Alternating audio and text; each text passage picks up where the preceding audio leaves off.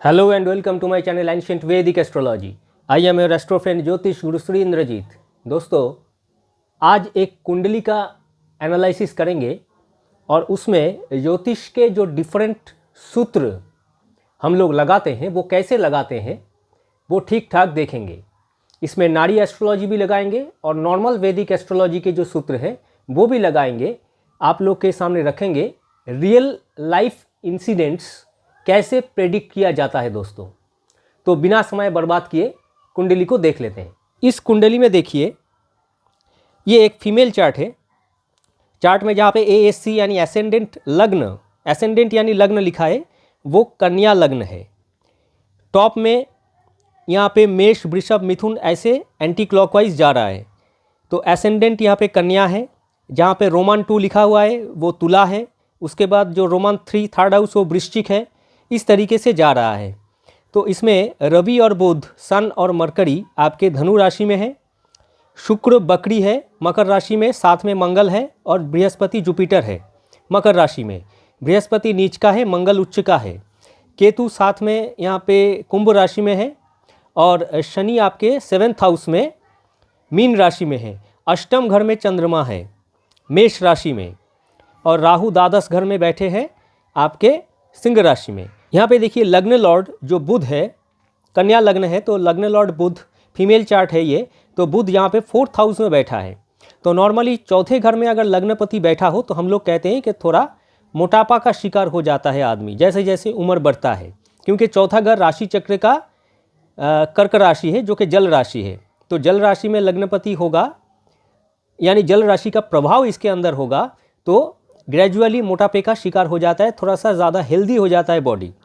तो ये औरत भी कम उम्र में ही मोटापे की शिकार है। अब इस चार्ट में गौर करने वाली बात यह है कि इसके जो 7th हाउस है, मैरिज का जो घर है जहाँ पे शनि बैठे हैं, और 7th हाउस में देखिए 7th हाउस का जो लॉर्ड है बृहस्पति वो जाके मकर राशि में नीच का है और शनि और बृहस्पति में एक्सचेंज हुआ है। अब नाड़ी एस्ट्रोलॉजी में मैंने बहुत सारी कुंडली में बताया है आप लोगों को कि अगर एक्सचेंज होता है तो प्लैनेट्स बाद में अपने अपने पोजीशन में आ जाते हैं। यानी जुपिटर 7th हाउस में चला जाएगा मीन राशि में और शनि वापस आपके मकर राशि में अपने घर में आ जाएंगे। तो शनि 5th लॉर्ड है और बृहस्पति 7th लॉर्ड है। दोनों में एक्सचेंज का मतलब है अपने पसंदीदा आदमी से मैरिज होगी, यानी अपने पसंद के मैरिज होंगे, प्रेम विवाह आप कह सकते हैं।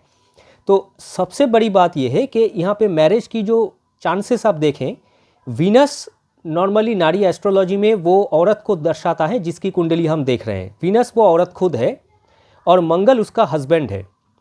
बृहस्पति भी नॉर्मल वैदिक एस्ट्रोलॉजी में हस्बैंड है जो कि नीच का होकर आपके मकर राशि में 5th हाउस में है।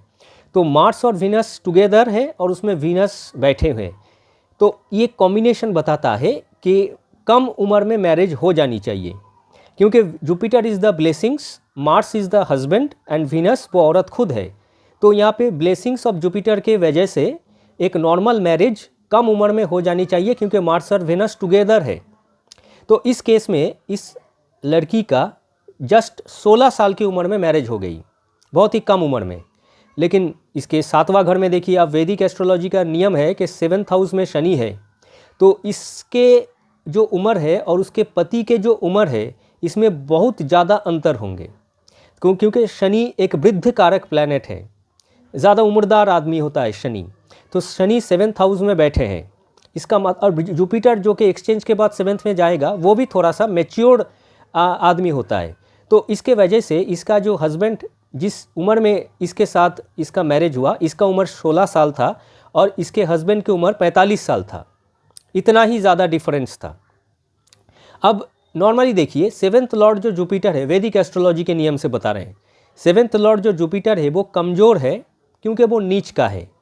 और इस चार्ट में मैंने डिग्री नहीं दिखाया, लेकिन जुपिटर 29 डिग्री में 29 डिग्री में है, यानी वाकई में कमज़ोर है। जुपिटर के साथ मंगल है, कन्या लग्न के लिए मंगल अष्टम पति है। तो जुपिटर जो कि सप्तम पति है वो अष्टम पति मंगल द्वारा पीड़ित है और अष्टम पति के साथ सप्तम पति का होना अच्छी बात नहीं है। और जुपिटर की पोजीशन देखिए, इसके एक साइड में केतु है और दूसरे साइड में सन यानी रवि है, यानी ये पाप ग्रह से बीचों बीच है, यानी पाप ग्रह के संबंधित है, यानी पाप कर्तारी भी आप कह सकते हैं। तो यानी ये जो कॉम्बिनेशन है जुपिटर की 7th लॉर्ड की, हालत काफ़ी ख़राब है। तो वैदिक एस्ट्रोलॉजी के हिसाब से इसकी हस्बैंड की आयु लॉन्जिविटी ज़्यादा नहीं होनी चाहिए। दूसरा एक सूत्र ये कहते हैं कि अगर एकादशपति 11th हाउस के लॉर्ड अष्टम घर में बैठ जाए तो नॉर्मली स्पाउस की डेथ उससे पहले हो जाती है। इस औरत के लिए स्पाउस उसका हस्बैंड है, तो हस्बैंड की डेथ इससे पहले हो जानी चाहिए। तो यहाँ पे देखिए एकादशपति जो है वो चंद्रमा है, क्योंकि एकादश घर कर्क राशि है। तो एकादशपति चंद्रमा जाके अष्टम में बैठे हैं और वो 2nd हाउस को देख रहे हैं जो स्पाउस की लॉन्जिविटी है। इसकी स्पाउस यानी हस्बैंड की डेथ इससे पहले हो गई, जिस समय इसका उम्र 27 ईयर्स है। 16 साल में मैरिज हुई और 27 साल जब इसका उम्र है इस औरत का, तब इसका हस्बैंड की डेथ हो गई। अब देखने वाली बात है, अब यहाँ पे नाड़ी में देख लीजिए, वीनस वो औरत खुद है जो कि रेट्रोगेट है। रेट्रोगेट प्लैनेट क्या होता है, पिछले घर में आके रिजल्ट देते हैं। जिस घर में बैठे हैं वहाँ पे 50% और बाकी 50% रिजल्ट पिछले घर में आके देते हैं। तो वीनस तो मकर राशि में बैठे हैं, पिछले घर में धनु राशि में जब आएंगे उसको बुध मिल जाएगा, और जब बुध मिल जाएगा बुध के पोजीशन से ट्राइन पोजीशन में, बुध के पोजीशन से ट्राइन यानी 5 नंबर, बुध के पोजीशन से 5 या 9 नंबर घर में आपको देखिए चंद्रमा मिल जाएगा। बुध के पोजीशन से 5 नंबर घर में एंटी क्लॉकवाइज चंद्रमा मिल जाएगा। बुध क्या है, नाड़ी एस्ट्रोलॉजी में बुध फ्रेंड है, वीनस वो औरत खुद है, और मून क्या है, चंद्रमा है जो एडल्टरी है, और मून यहाँ पे राहु द्वारा पीड़ित है, सीक्रेसी है। तो एक सीक्रेट एडल्टरी दिखा रहा है, यानी एक्स्ट्रा मैरिटल जैसा कुछ। वास्तविक रूप में ये औरत अपने हस्बैंड के मौजूदगी में ही, यानी जब हस्बैंड की डेथ नहीं हुई थी उस समय ही एक गैर मर्द के साथ फिजिकल रिलेशन में इसका संबंध था। तो कोई फिजिकल रिलेशन के चलते हुए एक चीज़ और देखिए, जब मून मरकरी और वीनस का कॉम्बिनेशन हो रहा है, साथ में वहाँ पे सन यानी रवि भी है। अब नाड़ी एस्ट्रोलॉजी में सन संतान कारक है, क्योंकि राशि चक्र का 5th हाउस का लॉर्ड है वो, और सन कहाँ बैठा है, जुपिटर के घर में बैठा है, जो जुपिटर मकर राशि में नीच का है। और यहाँ पे गौर करने वाली बात यह है कि अष्टमपति मंगल 5th घर में बैठा है। नॉर्मली वैदिक को जब इसके साथ मिक्स्ड कर देंगे, वैदिक एस्ट्रोलॉजी में मंगल अगर 5th घर में है तो कहा जाता है कि मिसकैरेज होता है। यहाँ पे अष्टमपति मंगल 5th घर में 5th हाउस में उच्च का होके बैठे हैं। मंगल कन्या लग्न के लोगों के लिए सबसे हानिकारक प्लैनेट है, अष्टमपति और तीसरे घर के मालिक है। वो मंगल जाके 5th हाउस में, 5th हाउस संतान का घर है, वहाँ पे जाके 5th हाउस को डैमेज कर रहा है, उच्च का होके लाइफ इवेंट्स को यहाँ पे डैमेज कर रहा है। तो यहाँ पे संतान की हानि एकदम से गौर से जरूर दिखा रहा है। तो यहाँ पे मंगल जुपिटर के साथ है, जुपिटर पुत्र कारक होता है, तो पुत्र संतान की हानि दिखा रहा है। अब नाड़ी में वापस आते हैं, नाड़ी में क्या दिखा रहा है, वीनस जब वापस आएगा बैक में तो मरकरी और मून का साथ उसको मिल जाएगा, यानी एडल्टरी, यानी कोई फिजिकल रिलेशन बिना शादी के या आफ्टर शादी के हस्बैंड के अलावा किसी और के साथ। तो उस समय वहाँ पे सन भी मौजूद है जो कि संतान कारक है नाड़ी के हिसाब से, यानी एक अवैध संतान या ऐसा कुछ हो जाना चाहिए।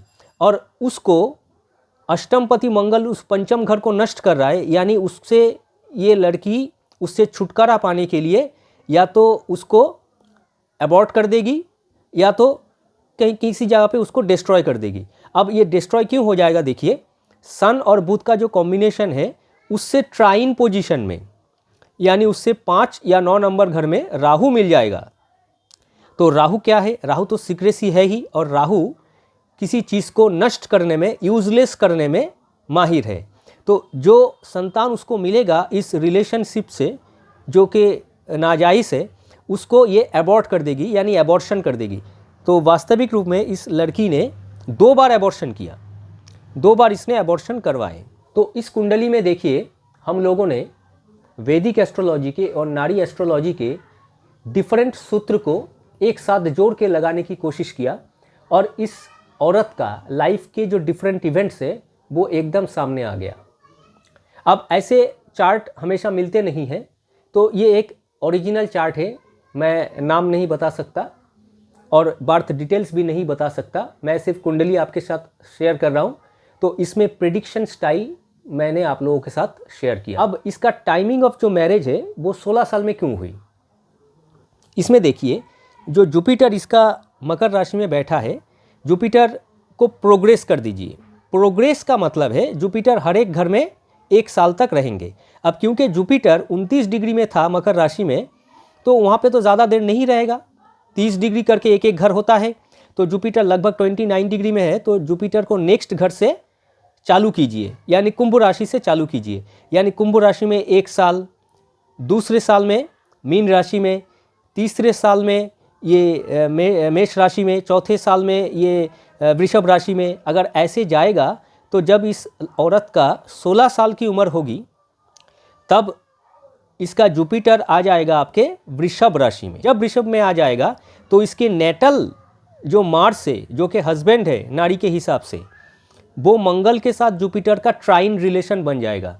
यानी 16 साल की उम्र में इसके जुपिटर ट्रांजिट और प्रोग्रेस्ड जुपिटर के साथ इसके नेटल मार्स का ट्राइन रिलेशन बन रहा है, यानी उस समय मैरिज के योग बन रहे हैं। अब क्योंकि इसके कुंडली में कम उम्र में शादी के योग है, इसीलिए इस लड़की का उस 16 साल की उम्र में एक बहुत ही ज़्यादा उम्र वाले आदमी के साथ मैरिज करा दी गई। तो कैसा लगा आप लोग कमेंट करके ज़रूर बताइएगा, और चैनल पे अगर आप लोग नए हो तो चैनल को सब्सक्राइब करके बेल आइकन को जरूर प्रेस कीजिएगा। तो फिर मिलेंगे एक नए वीडियो में कुछ नए जानकारी के साथ, तब तक के लिए धन्यवाद।